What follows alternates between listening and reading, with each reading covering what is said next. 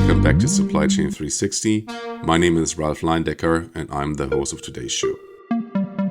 If you're new here, this is where we talk about how to build elite supply chains that can survive and thrive in a world that refuses to sit still. And if you enjoy this kind of content, feel free to follow the podcast so you don't miss upcoming episodes. Today I want to talk about something very practical and honestly very underused in pharma: scenario planning. Because most of the time what we call a plan is really just one story about the future. One demand plan, one budget, one network design. And then we're surprised when the world doesn't cooperate. In reality, we don't need more precise forecasts. We need better conversations about what happens when the forecast is wrong. That's where scenarios come in. Scenario planning isn't about predicting the future. It's about rehearsing it. Think of it as a flight simulator for your supply chain. You intentionally fly into turbulence in a safe environment so you know how to react when the real thing hits. Let's make this concrete. Imagine three very familiar situations in pharma. In one, a key starting material from India or China suddenly becomes constrained because of export controls or a local lockdown. In another, a regulator tightens requirements and suddenly a large part of your inventory is on hold while you sort out documentation. In a third, a logistics bottleneck means there's simply not enough temperature control capacity on a key lane for vaccines or biologics. None of these are theoretical. We've seen versions of all three in the last few years. The question is, do you want to think about your options for the first time when it happens? Or do you want to have at least rehearsed your moves before the music starts? So how do you do this in a simple, pragmatic way without turning it into a big consulting project?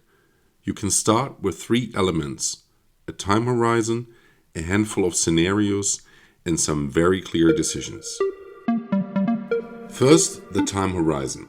Pick something that is relevant for your business. For many pharma supply chains, 12 to 24 months is a good window. It's long enough that big changes can show up, but close enough that people still care. Second, the scenarios. You don't need 10 of them. Start with 3. You have your base case, which is basically the world as you currently plan it. Then you add a downside case. Something breaks.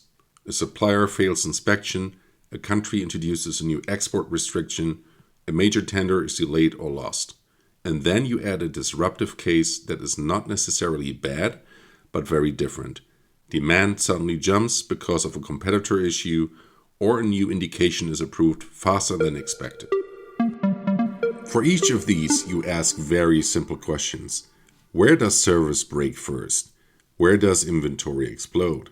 Where do we run out of capacity or regulatory flexibility? And what does that do to patient supply and to the P&L? The goal is not to build a perfect model. The goal is to seek the weak links. The third piece is decisions. Scenario planning is useless if it stays at the level of pre-charts.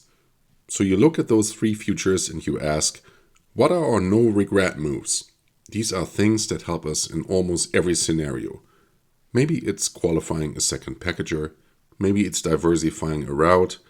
Maybe it's holding a bit more safety stock for one high-risk API, but not for everything. Then you identify what I like to call options. These are moves you don't need to execute today, but you want to prepare. For example, having a contract ready with an alternate logistics provider, having a second supplier technically evaluated but not fully ramped, or having a plan on the shelf to shift production between sites if a regulator shuts one down for a while.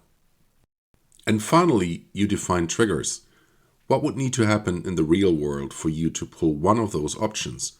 A certain lead time increase, a specific regulatory announcement, a geopolitical escalation, a quality signal from a supplier.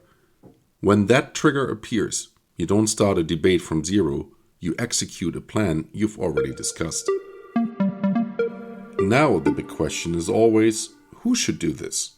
In my view, scenario planning only works if it's cross-functional. If it lives only in supply chain it becomes a spreadsheet exercise. If it lives only in finance, it becomes a cost exercise.